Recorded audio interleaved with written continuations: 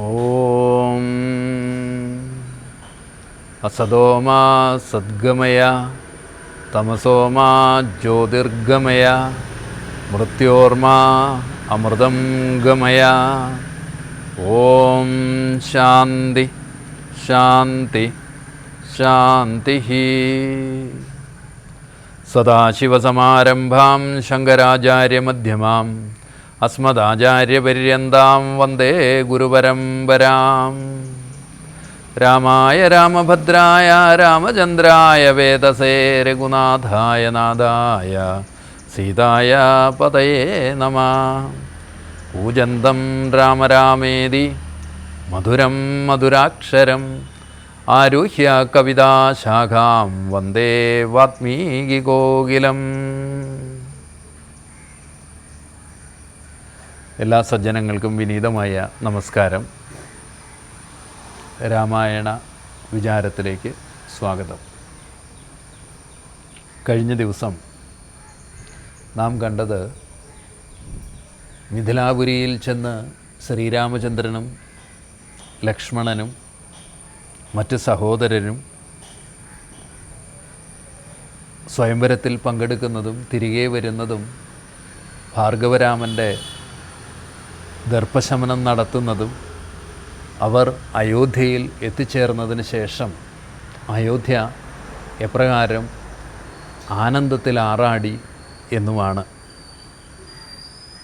അതോടെ ബാലകാന്ഡം സമാപിച്ചു. അടുത്ത കാണ്ഡമായ അയോധ്യാകാന്ഡത്തിലേക്കാണ് നാം ഇനി പ്രവേശിക്കുന്നത്. അയോധ്യാകാന്ഡത്തിൽ ശ്രീരാമചന്ദ്രൻ, ലക്ഷ്മണകുമാരൻ, അവരുടെ പത്നിമാർ, പിതാവ്, മാതാക്കൾ എല്ലാവരുമായി വളരെ സന്തോഷത്തോടുകൂടി കഴിഞ്ഞു വരവെയാണ് ഒരു ദിവസം ദേവർഷിയായ നാരദൻ അങ്ങോട്ട് എത്തിച്ചേരുന്നത്. അദ്ദേഹം എത്തിച്ചേരുന്നത് ശ്രീരാമചന്ദ്രനുമായി ഒരു സംവാദത്തിന് വേണ്ടിയിട്ടാണ്. ആ നാരദ രാഘവ സംവാദം, അതിൽ അദ്ദേഹം ശ്രീരാമചന്ദ്രനെ ഓർമ്മിപ്പിക്കുകയാണ്. നാരായണൻ നീ രമാദേവി ജാനകി, മാരാരിയും നീ ഉമാദേവി ജാനകി, സാരസസംഭവനായതും നീ തവ ഭാരതീദേവിയാകുന്നതും ജാനകി. ആദിത്യനല്ലോ ഭവാൻ പ്രഭാ ജാനകി, ശീതകിരണൻ നീ രോഹിണി ജാനകി. ആദിതേയോധിപൻ നീ ശചി ജാനകി, ജാതവേദസ്സു നീ സ്വാഹാ മഹീസുധാ അർക്കജന്നി. ദണ്ഡനീതിയും ജാനകി, രക്ഷോവരൻ ഭവാൻ താമസി ജാനകി. പുഷ്കരാക്ഷൻ ഭവാൻ ഭാർഗവി ജാനകി, ശക്രദൂതൻ നീ സദാഗതി ജാനകി. രാജരാജൻ ഭവാൻ സമ്പൽക്കരി സീത, രാജരാജൻ നീ വസുന്ധര ജാനകി. രാജപ്രവര കുമാര രഘുപതേ, രാജീവലോചന രാമദയാനിധേ. അപ്പോൾ അയോധ്യ രാജധാനിയിലേക്ക് മടങ്ങിയെത്തിയ ശ്രീരാമചന്ദ്രനോട് നാരദ മഹർഷി വന്ന്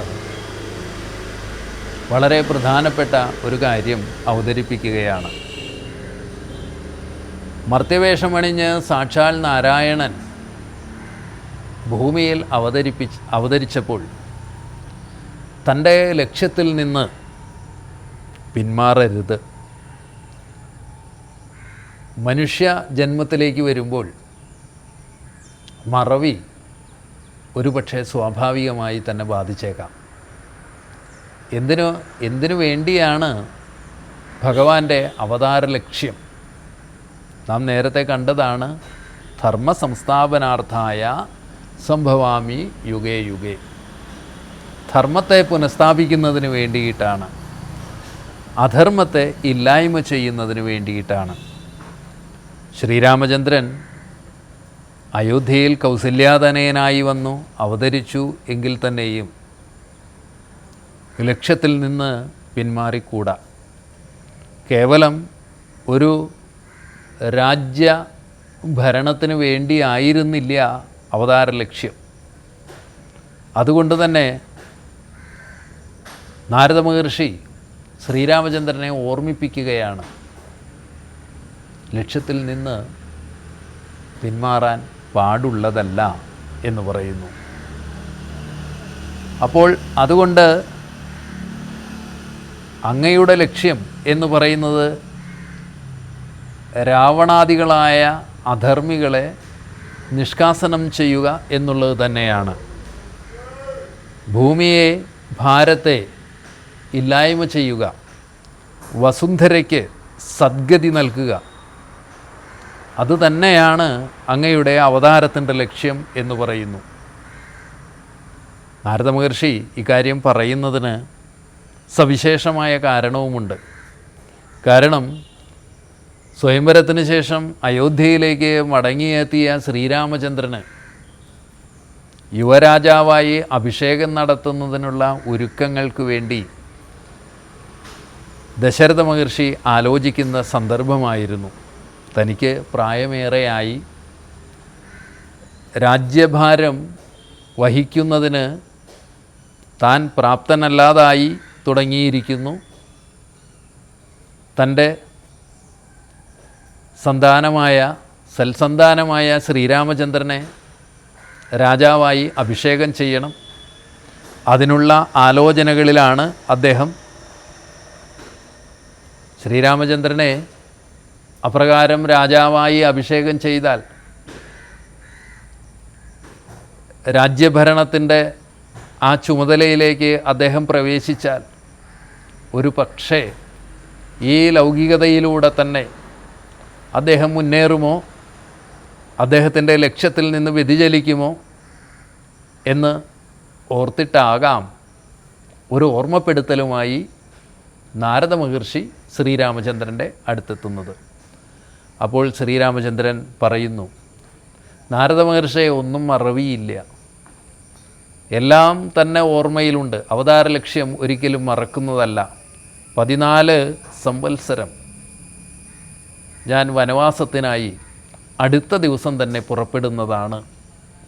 അതിനുള്ള എല്ലാ സാഹചര്യങ്ങളും ഇവിടെ തന്നെ ഒരുങ്ങുന്നതാണ് എന്ന്.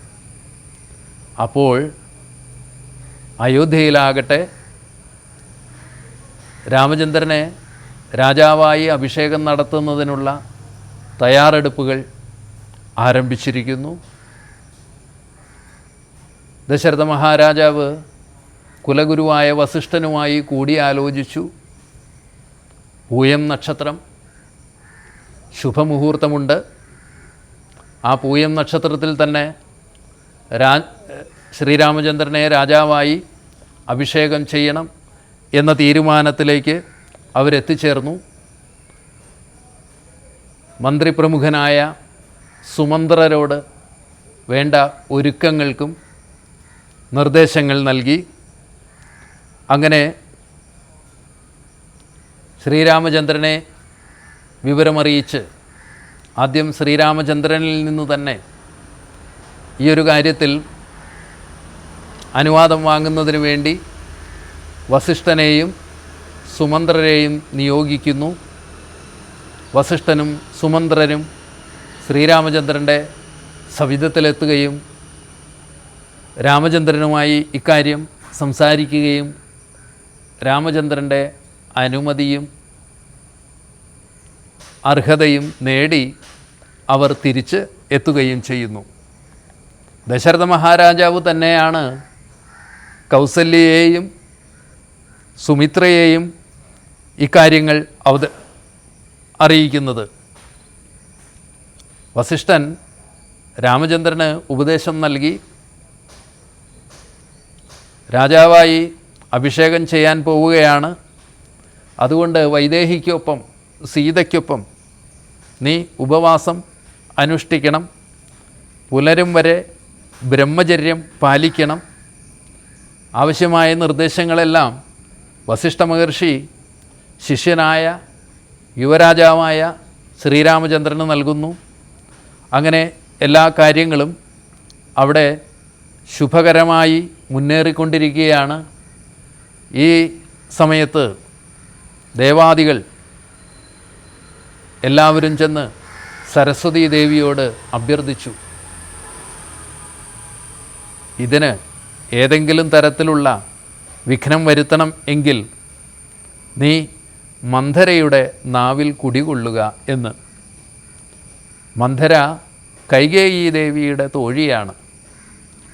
ആ തോഴിയായ മന്ധരയുടെ നാവിൽ സരസ്വതി ദേവി കുടികൊണ്ട് ഏതെങ്കിലും തരത്തിലുള്ള വിഘ്നങ്ങൾ ഇതിന് സൃഷ്ടിക്കണം എന്നുള്ള ദേവാദികളുടെ അഭ്യർത്ഥനയെ മാനിച്ച് സരസ്വതി ദേവി അതിന് തയ്യാറെടുക്കുകയും ചെയ്യുന്നു.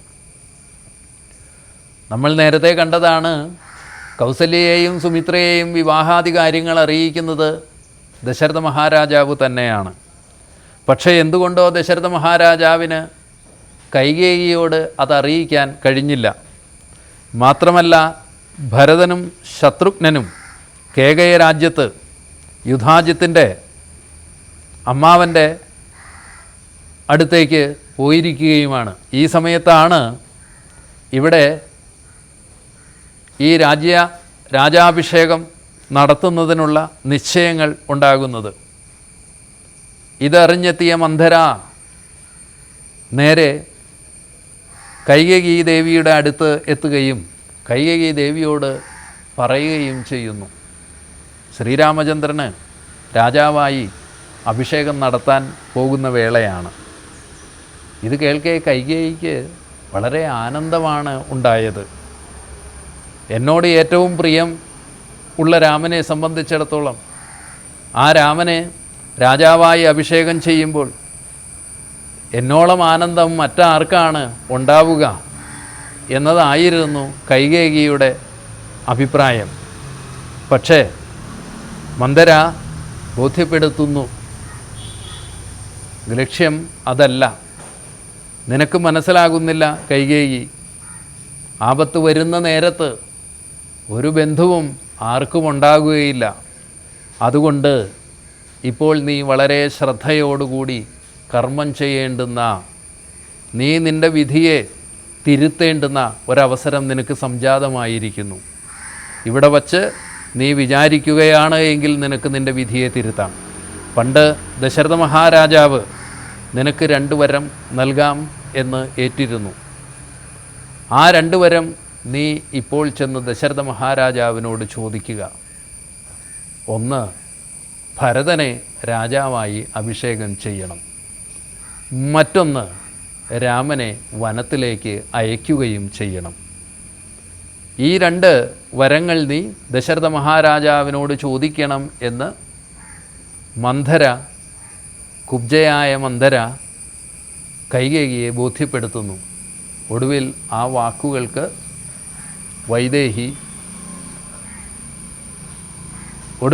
വാക്കുകൾക്ക് കൈകേയി വശംവദയാവുകയും അത്തരമൊരു തീരുമാനത്തിലേക്ക് അവർ എത്തിച്ചേരുകയും ചെയ്യുന്നു. അങ്ങനെ അന്ന് അവർ ക്രോധാലയത്തിൽ പ്രവേശിക്കുന്നു. ദുഃഖവും ക്രോധവും കൊണ്ട് നിറഞ്ഞിരിക്കുന്ന കൈകേയിയുടെ അടുത്തേക്ക് ദശരഥ മഹാരാജാവ് എത്തുന്നു. ദശരഥ മഹാരാജാവിനെ സംബന്ധിച്ചിടത്തോളം തൻ്റെ ഏറ്റവും പ്രിയങ്കരിയായ പത്നിയാണ് കൈകേയി. കൈകേയിയുടെ ദുഃഖം, കൈകേയിയുടെ ക്രോധം, ഇതൊന്നും അദ്ദേഹത്തെ സംബന്ധിച്ചിടത്തോളം താങ്ങാവുന്നതല്ല. അദ്ദേഹം ചെന്ന് ക്രോധാലയത്തിൽ ചെന്ന് ചോദിക്കുന്നു, എന്തു പറ്റി എന്ന് ചോദിക്കുന്നു. അപ്പോഴാണ് കൈകേയി ഇക്കാര്യം പറയുന്നത്. എനിക്ക് 2 ആവശ്യങ്ങളാണ് ഉള്ളത്. ഒന്ന്, ഭൂമി പാലിപ്പാൻ ഭരതനെയാക്കണം. രാമനുഷസ്സി വനത്തിനു പോകണം. 2 ആവശ്യങ്ങൾ കൈകേയി ദശരഥന് മുൻപിൽ വയ്ക്കുന്നു. ഒന്ന്, ഭൂമി പാലിപ്പാൻ ഭരതനെയാക്കണം, ഭാരതൻ തന്നെ ആയിരിക്കണം രാജാവായേണ്ടത്. മറ്റൊന്ന്, രാമനുഷസ്സി വനത്തിനു പോകണം. നാളെ പുലർകാലത്ത് രാമൻ കാട്ടിലേക്ക് പോകുക തന്നെ വേണം എന്ന് പറയുന്നു. അപ്പോൾ ദശരഥ മഹാരാജാവ് കൈകേയിയോട് ചോദിക്കുന്നു, നിന്നുടെ പുത്രന് രാജ്യം തരാമല്ലോ, നിന്നുടെ പുത്രന് രാജ്യം തരാമല്ലോ, ധന്യശീലേ രാമൻ പോകണമെന്നുണ്ടോ? ഭരതൻ രാജാവായാൽ പോരെ, എന്തിനാണ് രാമനെ വനത്തിലേക്ക് അയക്കുന്നത് എന്ന്. പക്ഷേ കൈകേയി സമ്മതിക്കുന്നില്ല. കൈകേയി പറയുന്നു, അപ്രകാരമാണ് എങ്കിൽ ഞാൻ എൻ്റെ ജീവൻ വെടിയുക തന്നെ ചെയ്യും. ഭരതകുമാരൻ രാജാവാവുക മാത്രമല്ല ചെയ്യേണ്ടത്, രാമൻ വനത്തിന് പോവുകയും ചെയ്യണം. ഇതൊരു നിർബന്ധ ബുദ്ധിയായിരുന്നു കൈകേയിയുടേത്. അങ്ങനെ രാജാഭിഷേകത്തിന് എല്ലാ തയ്യാറെടുപ്പുകളും നടന്ന ആ അയോധ്യ, യുദ്ധങ്ങളില്ലാത്ത സംഘർഷങ്ങളില്ലാത്ത ഇടം, ഒരുപാട് സംഘർഷങ്ങളുടെയും ഒരുപാട് സന്ത്രാസങ്ങളുടെയും ഒരുപാട് ദുഃഖങ്ങളുടെയും എല്ലാം വേദിയായി മാറുകയാണ്. അന്ന് രാവ് ദശരഥനെ സംബന്ധിച്ചിടത്തോളം ഉറക്കമില്ലാത്ത ഒരു രാവ് തന്നെ ആയിരുന്നു. പക്ഷേ അയോധ്യയിൽ മറ്റാരും തന്നെ ഇക്കാര്യങ്ങൾ ഒന്നും അറിയുകയുണ്ടായില്ല. എല്ലാവരും എല്ലാ ഒരുക്കങ്ങളുമായി മുന്നേറുകയായിരുന്നു ചെയ്തത്. പിറ്റേന്ന് രാവിലെ പ്രഭാതത്തിൽ തന്നെ കൈകേയി ശ്രീരാമചന്ദ്രനോടായി പറഞ്ഞു, അച്ഛന് നിന്നെ ഒന്ന് കാണണം എന്നുണ്ട്, ദശരഥ മഹാരാജാവിന് നിന്നെ ഒന്ന് കാണണം എന്നുണ്ട്. അദ്ദേഹത്തെ സംബന്ധിച്ചിടത്തോളം ഉറങ്ങാനാകാത്ത ഒരു രാവായിരുന്നു ഇന്നലെ നിന്നെ ഓർത്ത്. അതുകൊണ്ട് നീ ഉടനെ തന്നെ എത്തിച്ചേരണമെന്ന്. അങ്ങനെ ശ്രീരാമചന്ദ്രൻ ദശരഥ സവിധത്തിൽ എത്തിച്ചേരുകയും ശ്രീരാമനെ കണ്ടപാടെ ദശരഥ മഹാരാജാവ് ആലിംഗനം ചെയ്യുകയും, പക്ഷേ എന്തെങ്കിലും പറയുന്നതിന് മുമ്പേ അദ്ദേഹം വീണു പോവുകയും ചെയ്തു. താങ്ങാനാവാത്ത സ്നേഹാധിക്യത്താൽ, താങ്ങാനാവാത്ത ദുഃഖാധിക്യത്താൽ ആ മഹാരാജാവ് താഴെ വീണു പോവുകയും ചെയ്യുന്നു. അപ്പോൾ കൈകേയി ദേവി എല്ലാ വിവരങ്ങളും ശ്രീരാമചന്ദ്രനോട് പറയുന്നു. അച്ഛൻ എനിക്ക്, ദശരഥ മഹാരാജാവ് എനിക്ക് പണ്ട് 2 വരം വാഗ്ദാനം ചെയ്തിരുന്നു. ആ 2 വരങ്ങളും എനിക്ക് ലഭിക്കണം. ഒന്ന് ഭരതനെ രാജാവാക്കണം, മറ്റൊന്ന് നീ വനത്തിലേക്ക് പോകണം. അച്ഛൻ്റെ വാക്കുപാലിക്കേണ്ടുന്ന ഉത്തരവാദിത്വം പുത്രനുണ്ട് എന്ന് ബോധ്യപ്പെടുത്തുന്നു. രാമചന്ദ്രനെ സംബന്ധിച്ചിടത്തോളം മറ്റൊരു വാക്കില്ല, സത്യവാക്കാണ്, ദൃഢവ്രതനാണ്. അതുകൊണ്ട് തന്നെ രാമചന്ദ്രൻ കൈകേയി അമ്മയ്ക്ക് വാക്ക് കൊടുക്കുന്നു. സത്യം കരോമ്യഹം, സത്യം കരോമ്യഹം, സത്യം മയോക്തം, മറിച്ചു 2 വരാ. പറഞ്ഞ ഒറ്റ വാക്കേ രാമനെ സംബന്ധിച്ചിടത്തോളം ഉള്ളൂ, 2 വാക്കില്ല. സത്യം കരോമ്യഹം, സത്യം കരോമ്യഹം. ഇക്കാര്യത്തിൽ അച്ഛൻ്റെ വാക്ക് പാലിക്കുന്നതിന് താൻ സർവദാ സന്നദ്ധനാണ് എന്ന് രാമൻ അറിയിക്കുകയും ചെയ്യുന്നു. അങ്ങനെ രാമൻ അപ്പോൾ പറയുന്ന അതിമഹത്തരമായൊരു കാര്യമുണ്ട്. രാജ്യത്തെ രക്ഷിപ്പതിന് മതിയവൻ, രാജ്യം ഉപേക്ഷിപ്പതിന് ഞാനും മതി. ഭരതൻ മതി രാജ്യത്തെ രക്ഷിപ്പാൻ, രാജ്യത്തെ ഉപേക്ഷിക്കാൻ ഞാനും മതി എന്ന്. ഇവിടെ ഭാരതത്തിൻ്റെ ഏറ്റവും ഉജ്ജ്വലമായ ഒരു സന്ദേശമാണ് ശ്രീരാമചന്ദ്രനിലൂടെ അവതരിപ്പിക്കപ്പെടുന്നത്. രാജ്യത്തെ രക്ഷിപ്പതിനവൻ മതി, രാജ്യം ഉപേക്ഷിക്കുന്നതിന് ഞാനും എന്ന് പറയുമ്പോൾ ഒരു ചോദ്യമുണ്ട്. നേടലാണോ ത്യജിക്കലാണോ മഹത്തരമായ സംസ്കാരം എന്ന്? നേടിയെടുക്കുന്നതിലാണോ, ആർജിക്കുന്നതിലാണോ, അതോ ത്യജിക്കുന്നതിലാണോ ജീവിതത്തിൻ്റെ നിലനിൽപ്പ് എന്ന്? ആ മഹത്തരമായ ഒരു പാഠത്തെ ശ്രീരാമചന്ദ്രനിലൂടെ അവതരിപ്പിക്കുകയാണ് ഈ രംഗത്ത് കവി. ഏവർക്കും നമസ്കാരം.